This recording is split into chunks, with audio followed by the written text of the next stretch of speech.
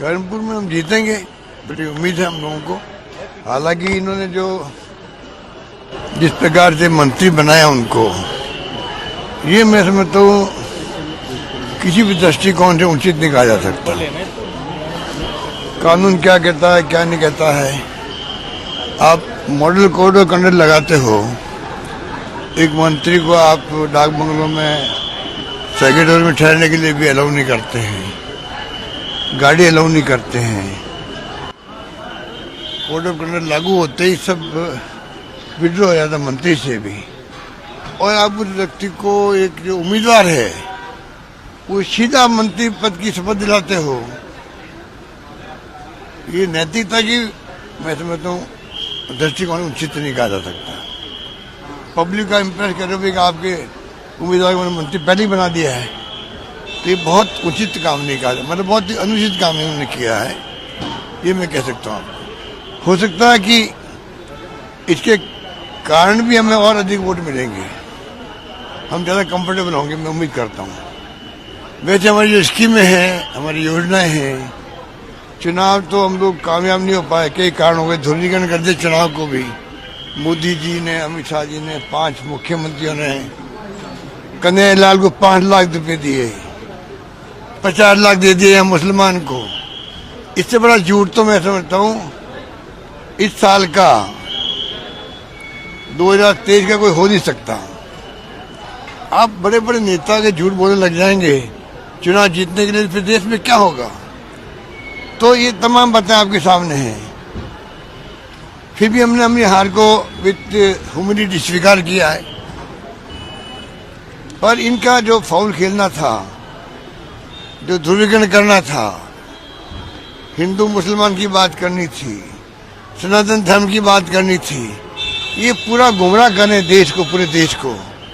और इसको देश को कीमत चुकानी पड़ेगी इसकी, अगर हम लोग नहीं समझे टाइम पर।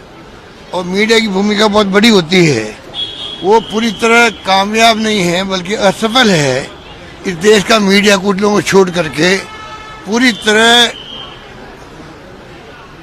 आप समझ लीजिए फेल हो गया है। जिस प्रकार से वो सपोर्ट कर रहे ऐसे कामों को, सही को सही कहने की हिम्मत खत्म हो गई है। डर के मारे, ईडी, इनकम टैक्स, सीबीआई के मारे, या कुछ और समझ लीजिए, वो बड़ा विषय है। पर हालात बड़े गंभीर है देश के अंदर, ये मैं कह सकता हूँ। सर, आप दिल्ली से आए, क्या कुछ मीटिंग में?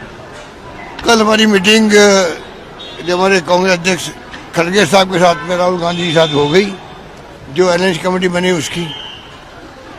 हमने जो पहले मीटिंग की थी राज्यों के साथ में, हमारे अपने नेता जो है राज्यों में, उनसे बात कर ली थी पहले राउंड में।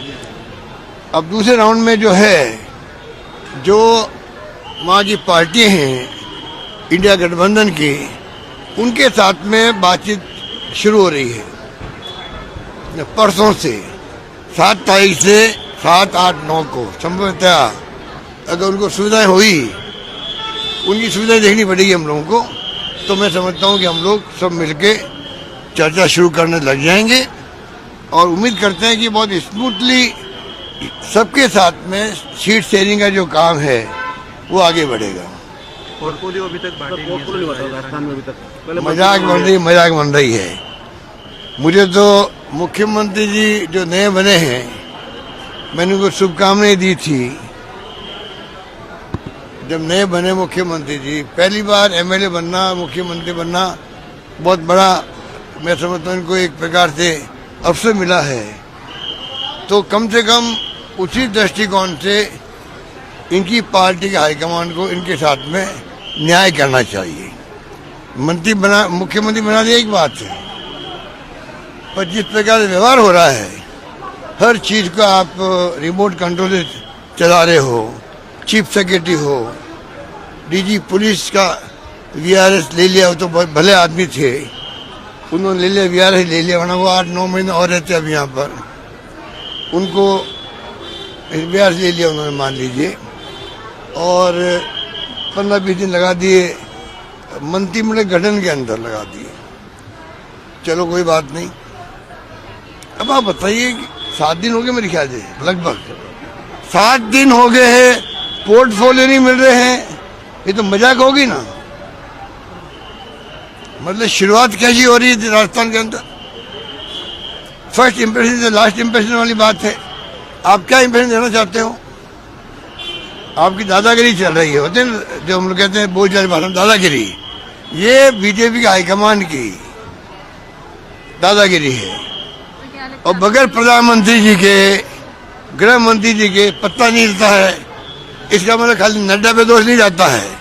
इसका मतलब नंबर 1, नंबर 2 प्रधानमंत्री नरेंद्र मोदी जी और दूसरे अमित शाह जी, दोनों दोषी है जिन्होंने राजस्थान की दुर्गति कर दी है। आज 3 तारीख को परिणाम आ गए थे।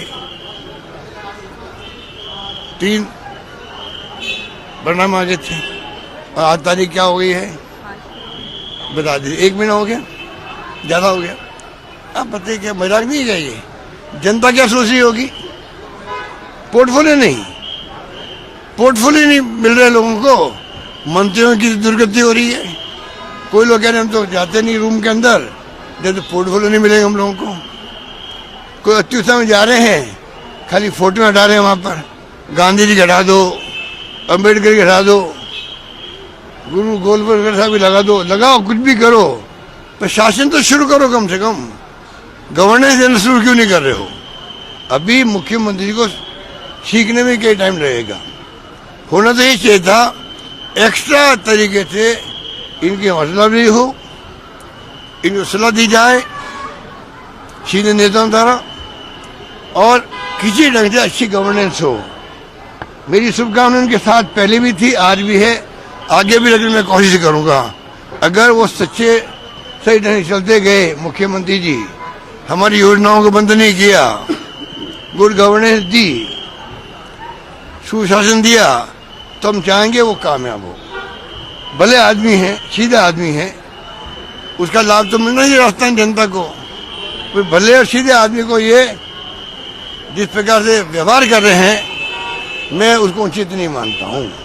लोकसभा चुनाव में राम मंदिर का असर देखने को मिलेगा? अभी तो टाइम बताया गया 22 तारीख के बाद में। ये तो पूरा राम, भगवान राम का, हम तो बचपन से राम भगत हैं। हिंदुस्तान का हर हिंदू जो है वो राम भगत है। ये हिंदुओं में डिवाइड कर रहे हैं।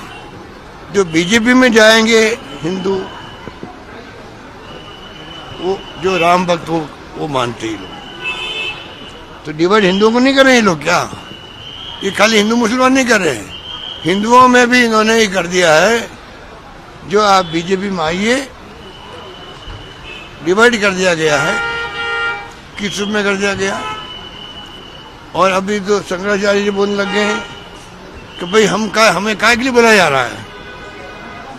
5% आप करेंगे, धार्मिक गुरु हम लोग हैं, तो क्या हम वहाँ बैठे ताली बजाएंगे? अगर शंकराचार्य के मुंह से निकले क्या मैं वहाँ बैठा बैठा ताली बजाऊं, मैं काय के लिए जाऊँ वहाँ पर? तो हो क्या रहा देश के अंदर?